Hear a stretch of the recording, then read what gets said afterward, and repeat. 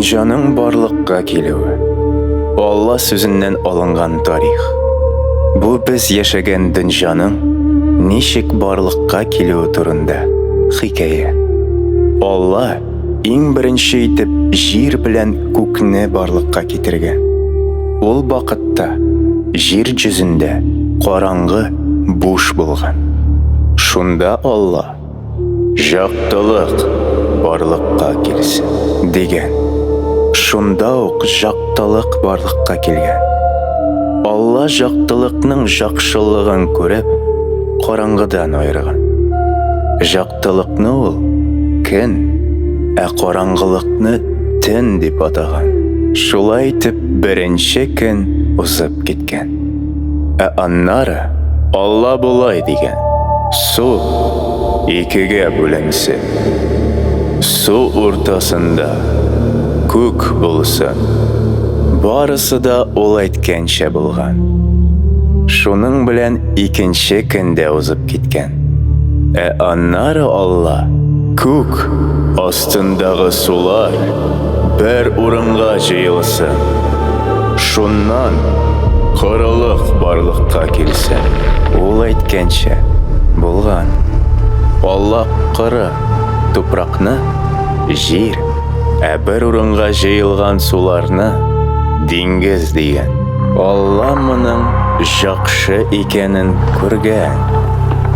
Аннары Алла әйткән: җирдә үсемлекләр, барлыклы үләннәр, җимешле агачлар үссеннәр. Ул әйткәнчә булган. Алла моның жакшы икәнен күргән. Өченче көндә шулай узып киткән.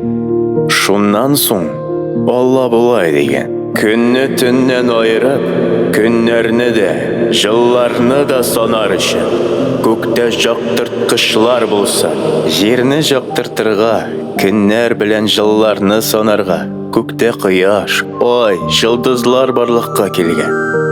Аллага бу ошаган. Дүртенче көн шулай узып киткән. Аннары Алла әйткән: сулар балык, диңгез җанварлары белән тулсын, күктә кошлар очсын. Барысы да ул әйткәнчә булган.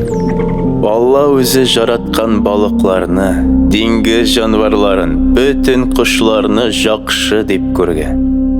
Ул аларны бәхилләп: үрчегез, күбәегез, диңгез суларын тутырыгыз, җир йөзендәге кош-кортлар үрчегәннән үрчесеннәр дигән.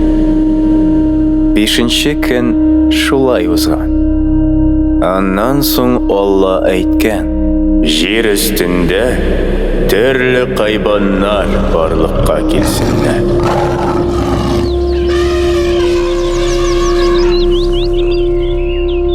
Ул әйткәнчә булган. Алла үзе барлыкка китергән хайваннарны жакшы дип күргән. Аннары Алла әйткән: ә кажыр мин балыкларга, хайваннарга, җиргә хуҗа булсын дип үзебезгә ошаган кешене барлыкка китереп. Алла үзенә ошатып ир кешене, катын-кызны барлыкка китергән. Шуннан соң Алла аларны бәкилләп әйткән: күбәегез, җир өстен тутырыгыз, хайваннарга, балыкларга, кошларга хуҗа булыгыз. Ә аннары Алла әйткән: мин сезгә ашамлык бирә торган бөтен үләнне, җимеш бирә торган агачларны барысын да бирәм. Ә хайваннар белән кошларга ашамлыкка, җир өстендәге барлык яшеллекне бирәм. Ул әйткәнчә булган. Шуннан соң Алла үзенең эшләрен бик жакшы булуын күргән. Алтынчы көн шулай узып киткән. Ә җиденче көнне Алла үзенең бөтен эшләреннән җал иткән.